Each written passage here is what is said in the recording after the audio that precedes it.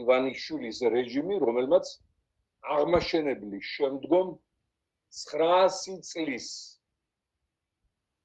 შუალედით არაბიზაცია საქართველოსი აქცია ოფიციალურ სახელმწიფო პოლიტიკად და პლუს კიდევ გვაყვედრის ამას და თავს იქებს, რომ თურმე ინვესტორი შემოგვიყვანა და სამუშაო ადგილები გაჩნდება იმით, რომ თბილისსა და რუსთავს შორის გაჩნდება ახალი არაბული ქალაქი და ასევე არაბების ფეშენ დასახლება წამოიმართება გონიოს ზღაპრულ სივრცეებში.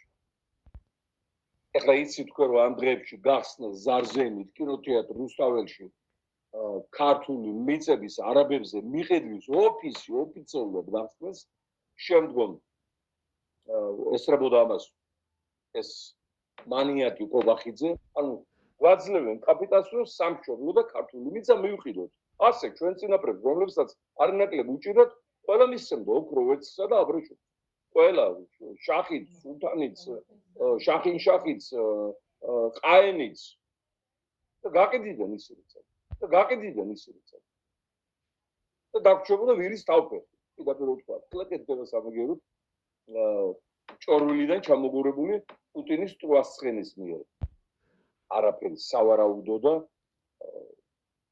სადავო აღარ არის, რომ ხორციელდება ჩანაცვლება მოსახლეობის კარგი ბაზალეთი. შეიძლება ვთქვა, რომ ერთი კონკრეტული საკითხია, ამ არაბიზაციას ერთ ადგილას ავიტან წეროვანი, აი მეორე, წილკანი მესამე, ყოროვანი მეოთხე, ლისი მეხუთე, თბილისი, ვაგე-საბურთალოს გზა, მიკროქალაქი, იპოდრომი, მიკროქალაქი, აგერ-ჩუღურეთის ზევით ვოტკინზე, მიკროქალაქი.